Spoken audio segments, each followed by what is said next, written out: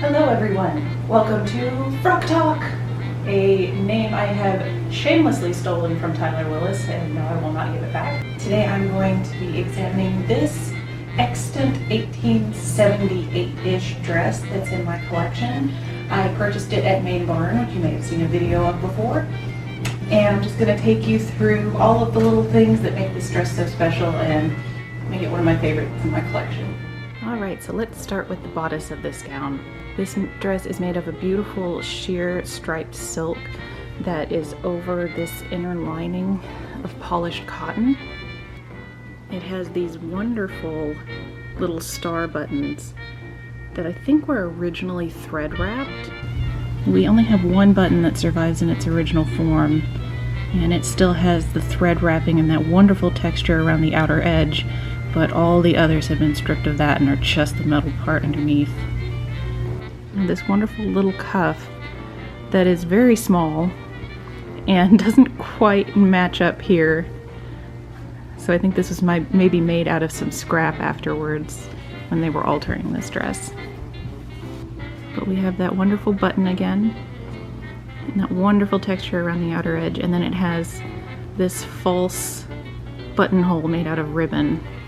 There are some parts of this dress that are very damaged, and this has gotten worse actually since I last looked at this, but you can see that the silk on the sleeves here is coming apart, and there's a lot of damage here under the arms where we have some pretty severe sweat stains. This dress was definitely worn quite a bit, but the silk here is just not surviving. We have that same problem here on the front edge where a lot of this dress would have been, so this silk here is just falling apart, but the interior is holding up very nicely. This is just a plain cotton twill. It's not even really a polished cotton, it's just a cotton twill. And we have some deep darts here. But this bodice is completely unboned. There is no stiffening at all inside. There's not even a stiff interlayer. There's just the cotton lining and then the silk outer layer. We have a very thin black silk hem treatment here, and there's a bit of piping on the lower edge that's actually quite large. I always expect Victorian piping to be kind of small and dainty, but this is quite substantial. Now I suspect this dress was altered from an older style because we have these very strange seams that have veered off quite noticeably and then come back to a normal sort of width. So I suspect because this dress is very small, you saw on my mannequin that I couldn't even get it closed, and that mannequin has a 25-inch waist. So this dress I suspect was worn by maybe someone in their teens or a very young person, maybe altered from one of mom's dresses or an older sister's dress.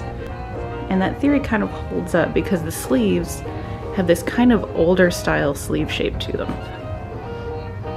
So if you can see there, it has a lot of fullness in the elbow, which is something that we see in the 1860s and early 1870s. So I definitely suspect that this dress was originally a much different style and that it was altered to fit someone younger. As far as construction goes, this thing is pretty straightforward. It has a couple of darts in the front here that shape it to the body. It has this waist dart. It's not really a seam. It only is right in this part of the waist. The back of the bodice doesn't have a waist seam at all. I take that back. There's a little bit of one.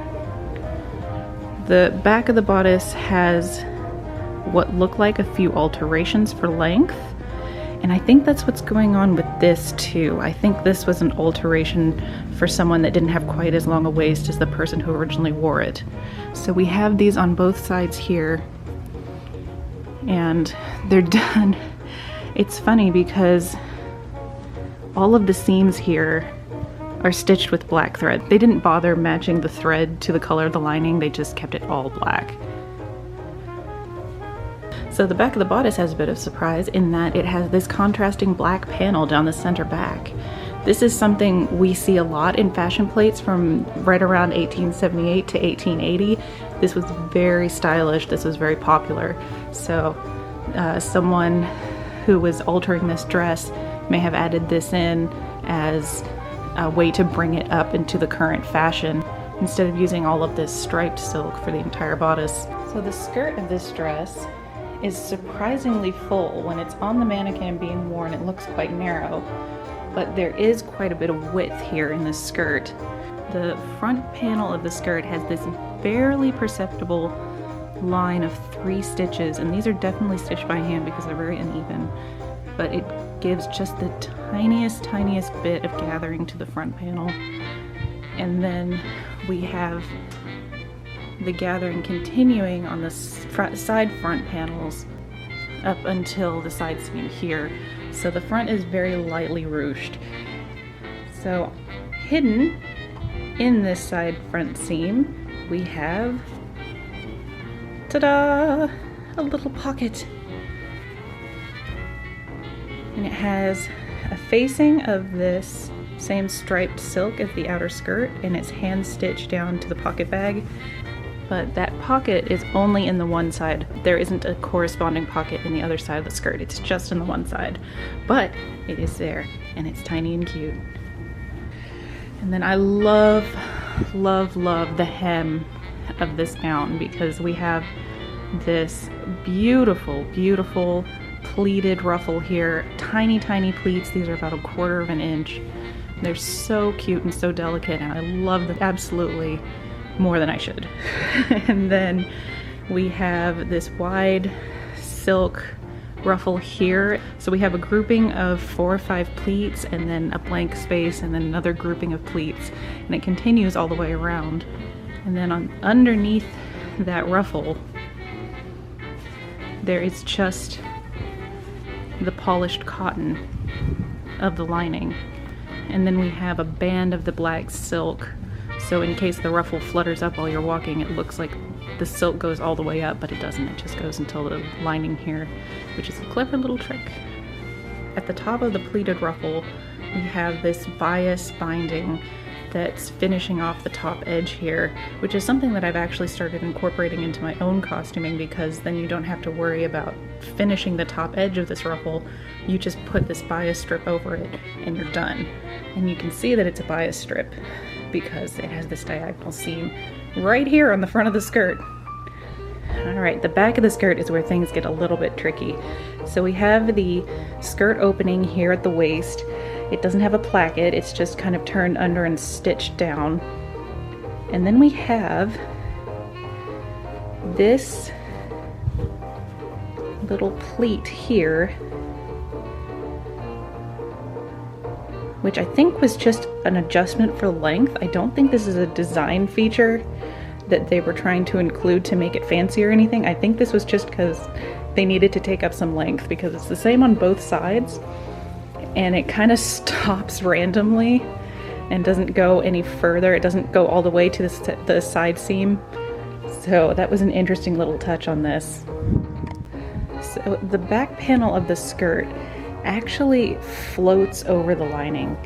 You can see that here that there's this little opening, and it's not a pocket, it's just the back panel of the skirt not being stitched down to the side panel here, or to the side seam here. So what we have is the silk lining, or the silk layer goes through until right about here, and then the back panel attaches on top of it, and it isn't sewn down at the very edge. It actually is sewn down about an inch in. And we have these pleats that are put into the fabric here to add the bustling, but it's all just left kind of flopping loose. It's not stitched down into a seam, it's just kind of stitched down on top of the front panel. And then right in the middle of the back of the skirt, we have this weird tack where all of the floof was just pulled up and tacked down right in the middle of the back of the skirt. You can see here that the back panel is totally loose from the lining. We just have this polished cotton that lines the skirt, but you can see right here where the silk layer actually ends, and then the back panel is attached over here, and this all just hangs loose. This is polished cotton all the way up to the waistband. It doesn't have any silk on it at all. It was a great way to save your fancy silk fabric, especially if you're making this dress from an older dress. And then we have this tiny, tiny little hem that was hand stitched down really, really messily. It's just so sloppy, and it's somewhat hilarious how sloppy this hand stitching is, because I always worry about my hand stitching not being neat enough, and this girl obviously just did not care. She wanted to get this dress done. This little sloppy seam wouldn't have mattered because it is covered again by that bias binding. And I love the piecing here. Right at the center back, there's this piecing where you have these little lengths that are just a couple of inches, but it's all been pieced together to create that bias binding. All right, now let's take a look at the inside of the skirt here. These seams are really scary if you are a perfectionist about seam finishing. So what they have done here is they've just folded over this raw edge and stitched it down. The outer silk layer is just the selvage, so that's fine, but the inside seam has just been stitched down to create this seam finishing, and it is pretty sloppy looking. It's not even the same length or width all the way around, but you can see a lot more of the hand stitching on the inside here. So here we have where the bias binding is attached at the top. So the binding at the bottom is machine stitched on, and then the top is finished by hand. So the long seams here are actually stitched by machine. I think it's hilarious there's so much machine stitching on the long seams and then hand finishing, because so many historical costumers will do the same thing. They will machine stitch the long seams and then do the finishing by hand. And it's funny that that's actually a period technique. You can see it in this dress where they did that too. So on the interior, it's a little easier to see the ruching lines on the front panel. These are all done by hand, and the longer stitches are on the inside, whereas the little tiny stitches are the ones that show on the outside. So you can see that line a little bit better here. The back waistband of the skirt actually has quite a bit of volume shoved into it. You can see this weird little flap on both sides here where the lining fabric was folded in half, and then it was attached by this really packed gathering that's kind of cartridge pleated on, but not really. I mean, it's not even at all. It may have been even at one point in its life, but it certainly isn't now. It's that way on both sides of the center back. So it adds a little bit of volume to the back waist. And then here you have a little bit more evidence that this was altered to fit someone smaller or shorter, because there's this really deep flap, and the edge here is not hemmed or stitched in any way. It's just a raw edge on both the silk and the cotton, and it's just folded over, and then the waistband is stitched down. And you can see here on the interior layer, you can see that weird kind of tuck dart thing that's about a quarter of the way down the back of the skirt. So it doesn't line up to the skirt opening, it's below it. And I honestly believe this was to adjust the length, because it's wider towards the center of the skirt and then it kind of tapers out towards the edges. So I think this was to adjust the length. And then here we have a little bit of piecing in the lining. It's something I didn't notice before when I was examining this dress, but there's a little bit of piecing here in the lining. And here we have the pocket. So you can get a better look at the shape of the pocket here now that we're looking at the inside of the dress. And it's not the huge, long, deep pockets that you see in a lot of extant dresses, but it is a pretty nice sized pocket. You can get your whole hand in there.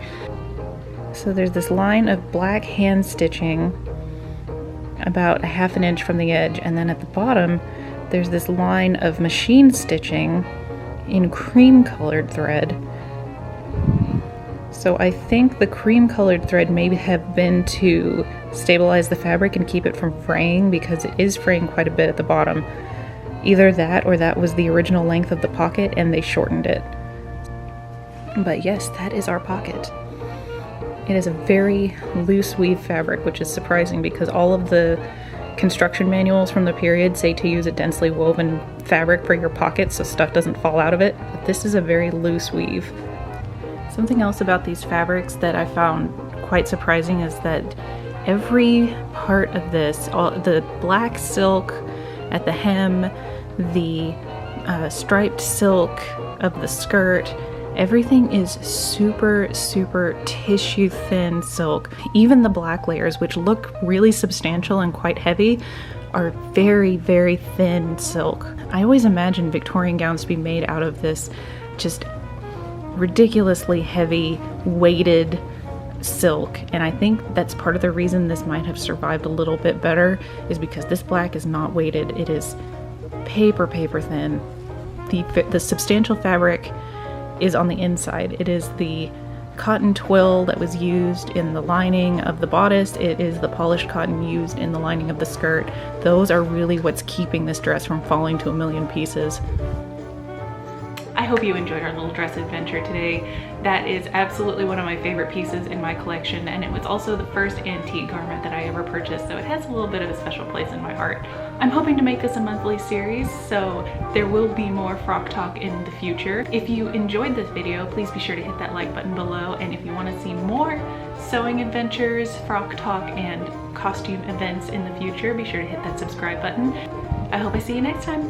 Bye-bye!